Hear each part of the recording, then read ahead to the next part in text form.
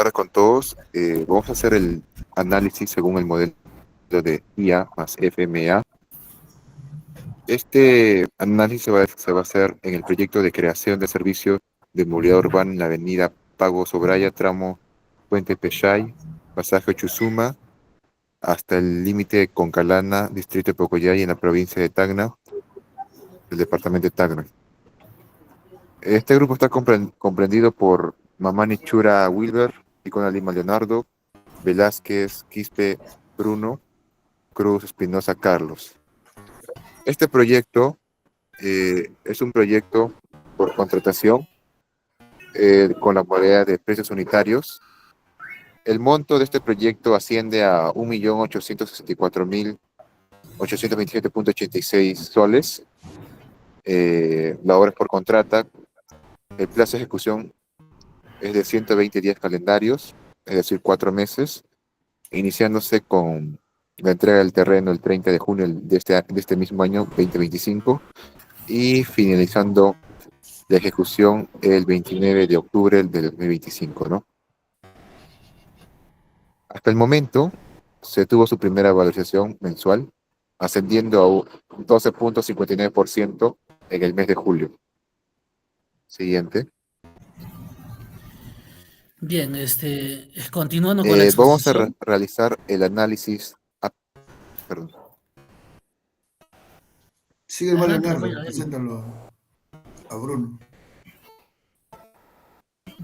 Ya, bien, a ver, continuando con la exposición del tema, con el análisis del IA más el FMA, se hace la evaluación de los posibles riesgos que podrían ocurrir durante la ejecución, ¿no? En este caso se hace el análisis al contrato del proyecto.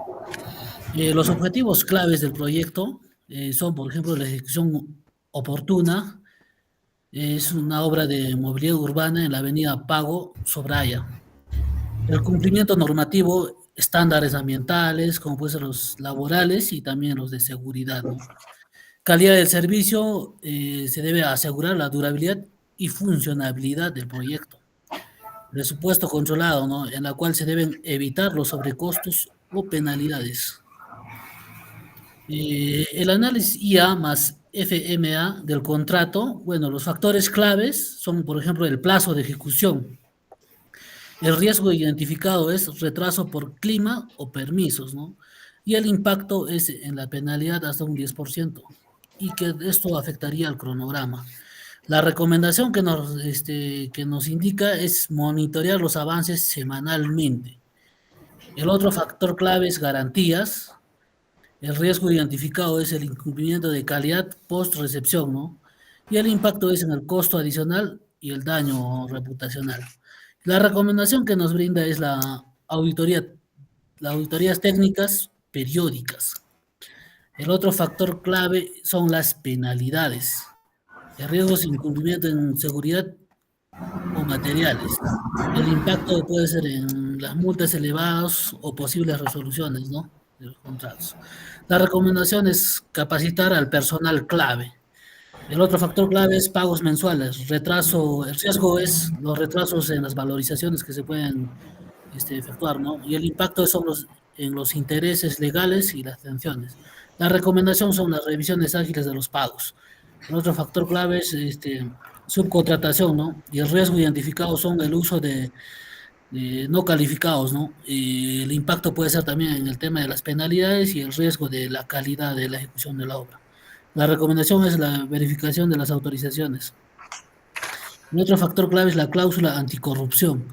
El riesgo identificado en este caso es el conflicto por malas prácticas, ¿no? Y el impacto sería en la inhabilitación de algunos profesionales, también los retrasos legales, ¿no? Y la recomendación es implementar los canales de denuncia.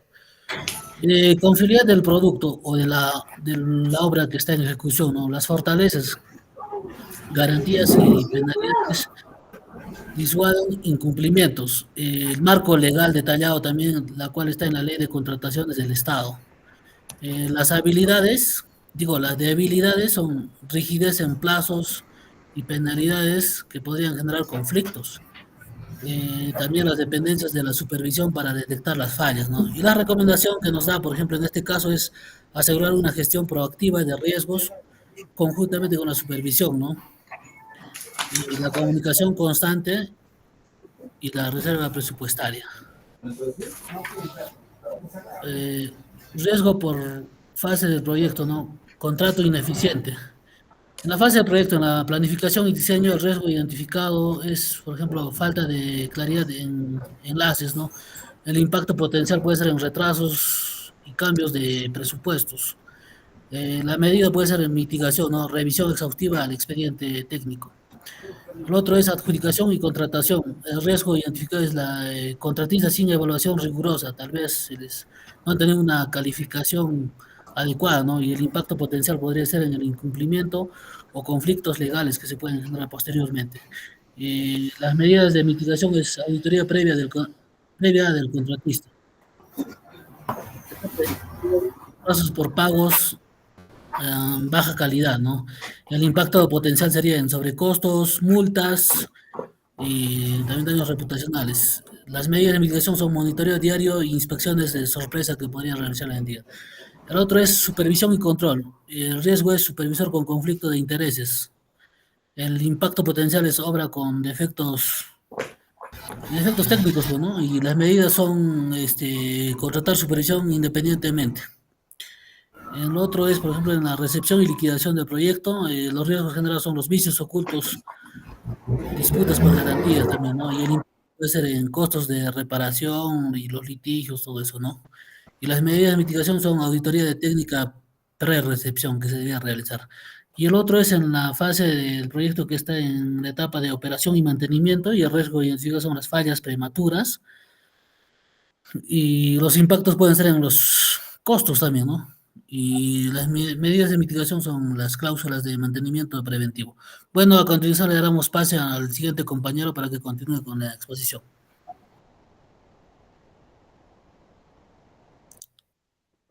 Continuando con la presentación, tenemos los impactos económicos de riesgos no atendidos. Obviamente, como sabemos, la inversión de este proyecto es de 1.874.827 soles. Primero tenemos la fase de proyecto, ¿no? Hablando de la fase de proyecto, tenemos la planificación y diseño, ejecución de obra, adjudicación y contratación, y operación y mantenimiento, liquidación, finalmente. En el punto de planificación y diseño, tenemos los alcances, ¿no? En cuanto a los riesgos, ¿no? ¿Qué riesgos podemos tener acá? Los alcances ambiguos. El impacto económico, si este riesgo se hace realidad, estamos hablando de un intervalo de 93 a 37.000 soles. Luego, en el siguiente punto, en cuanto a la fase de proyecto, en el punto de adjudicación y contratación, el riesgo sería que el contratista sin capacidad, ¿no? Y acá estamos hablando de un riesgo de 130.000 a 74.000 soles aproximadamente. En cuanto a la ejecución de obra, el riesgo podría ser, ¿no? Por retrasos, baja calidad, entre otros, los profesionales mismos que se encuentran ahí, ¿no? El impacto económico, estamos hablando de 186.000 a 93.000 soles, que vendría a ser un porcentaje del 10 al 20% aproximadamente. Luego, en cuanto a supervisión y control, se puede dar una supervisión negligente, siendo este el riesgo, ¿no? En este caso, el monto asciende de 37.000 a 74.000 soles el impacto, y su porcentaje sería pues 4 o 6%. Luego tenemos la recepción y liquidación, ¿no? Podría darse como riesgo los vicios ocultos. Esto ya incrementa el impacto económico, estamos hablando de unos 56.000 a 130.000 soles, teniendo como intervalo de impacto un 7 al 10%. Por último, en la fase ya de operación y mantenimiento, pueden darse fallas, ¿no? Fallas prematuras. Y esto ya el monto asciende a 93.000 a 149.000 soles, oscilando un porcentaje del 8 al 13%. Siguiente.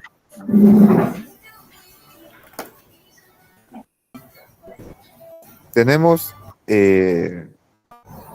la pregunta, ¿podrían los riesgos no atendidos realizar la obra?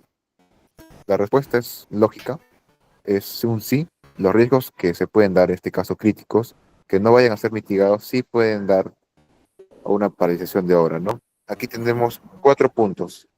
Primero puede darse por incumplimiento de pagos. Aquí hablamos de multas, protestas laborales, entre otros, ¿no? Que se puede dar en casos normales, ¿no? Por parte de los obreros u otro personal que labore en el proyecto. Luego tenemos penalidades acumuladas. Aquí hablamos de una producción contractual, ¿no? Luego tenemos conflictos legales, reparaciones costosas, litigios, etcétera. Y por último tenemos falta de recursos, ¿no? Aquí hablamos de materiales no autorizados, personal no calificado, entre otros, ¿no? Siguiente.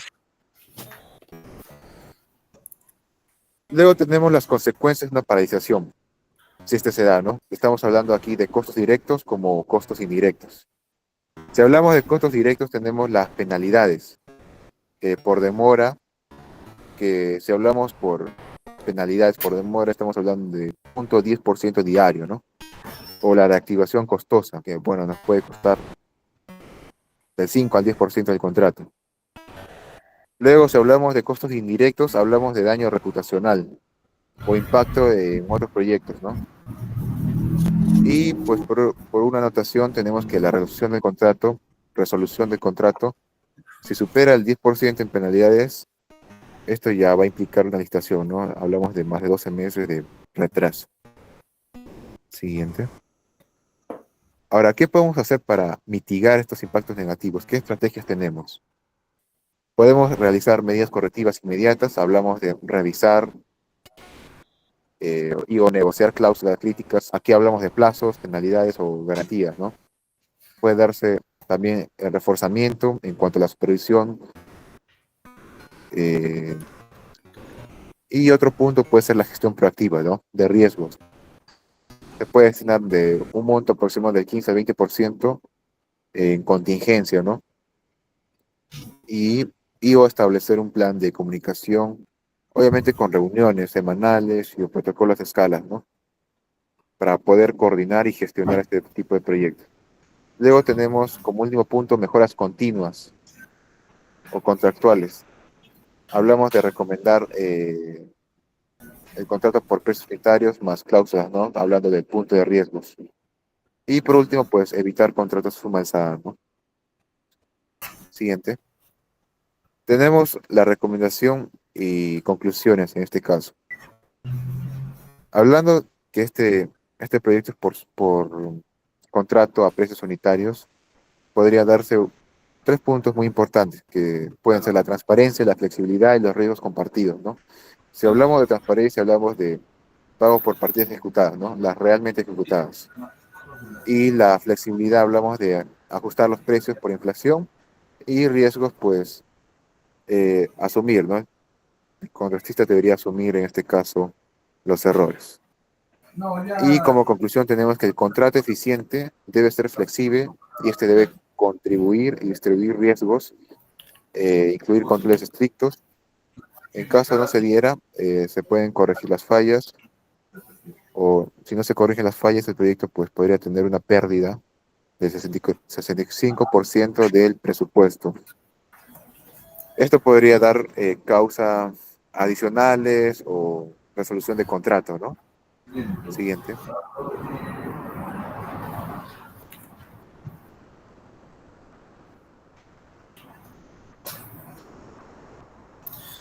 Micro.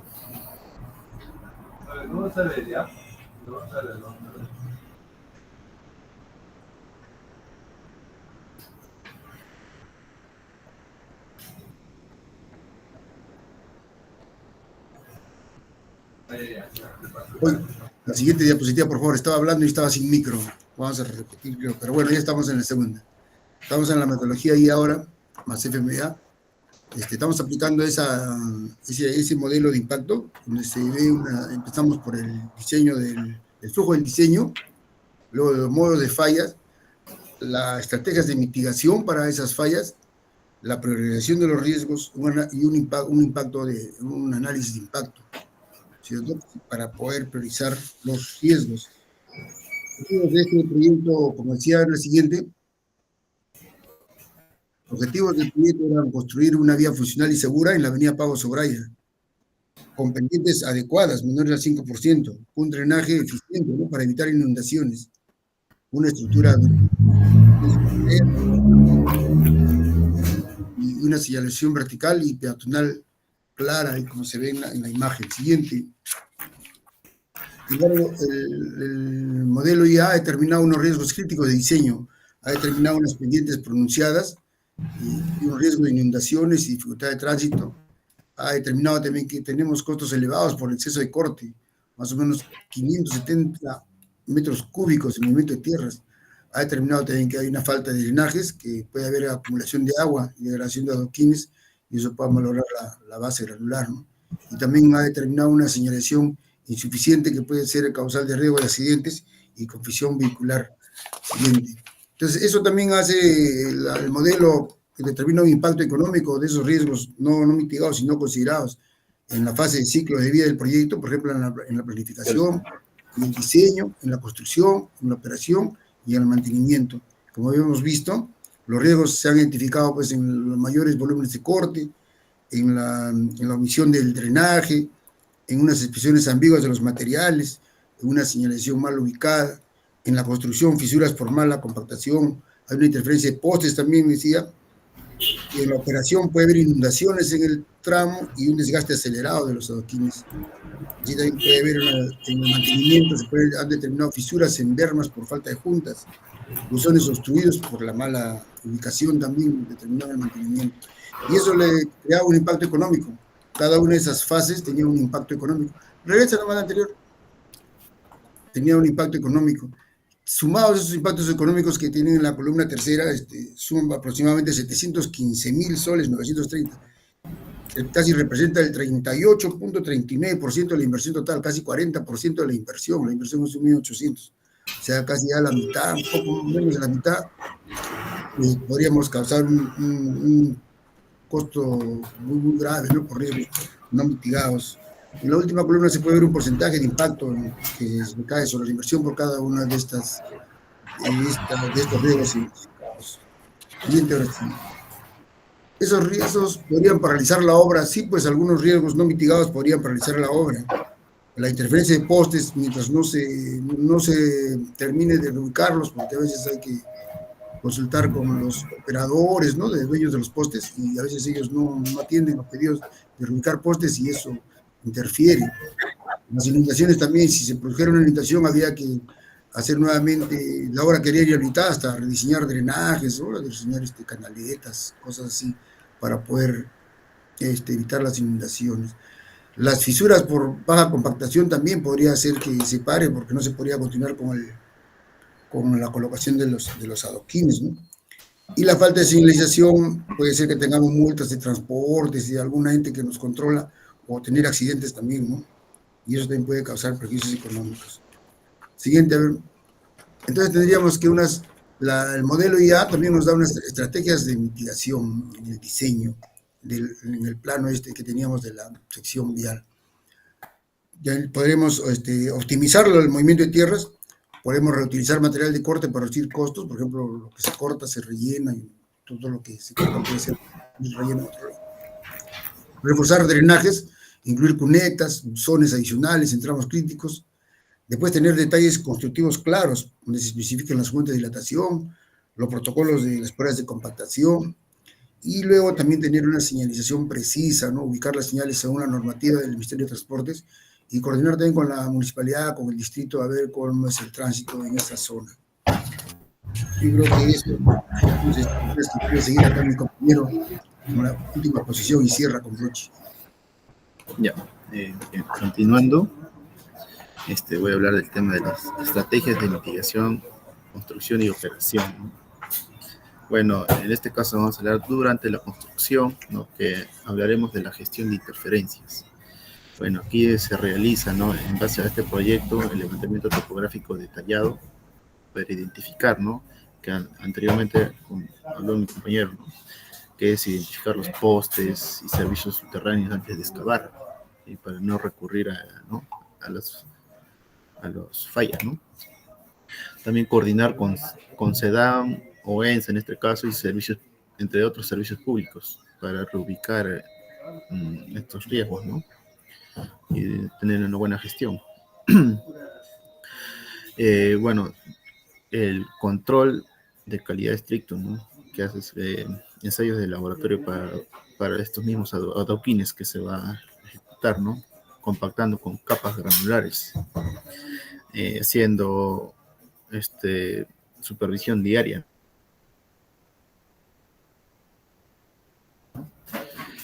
También habla de la anterior. Ya. Durante la operación y mantenimiento, ahí hablamos del plan del mantenimiento, y esto es el preventivo, ¿no? Donde vemos la limpieza trimestral de buzones y cunetas, la inspección anual de los adoquines y la estructura vial. También hablaremos del monitoreo post-obra, que es evaluar el comportamiento de la obra, ajustar los drenajes si se detectan acumulaciones, ¿no?, de agua, si fuese el caso. Siguiente. Bueno, ahora hablaremos de los modelos de gestión recomendados. Bien, para mejorar la confiabilidad del proyecto se debe aplicar varios modelos de gestión. Bueno, uno es para los modelos de gestión de riesgo, ¿no?, que es el BIM. Es una digitalización en 3D del proyecto para detectar interferencias,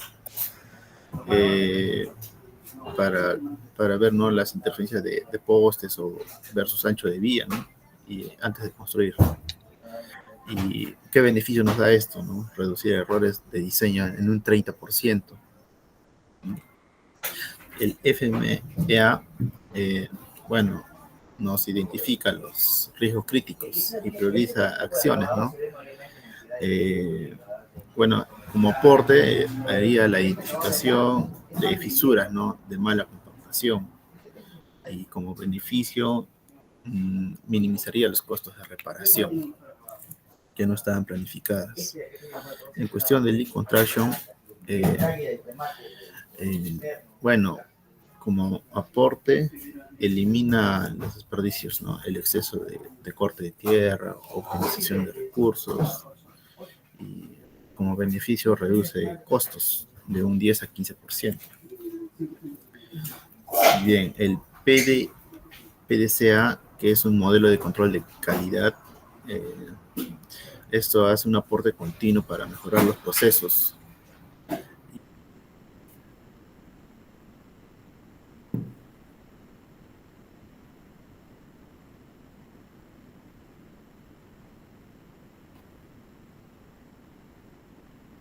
Se detuvo nuestro compañero, continúa Leonardo a ver lo que ha pasado, porque si no se nos va a ir el Meet.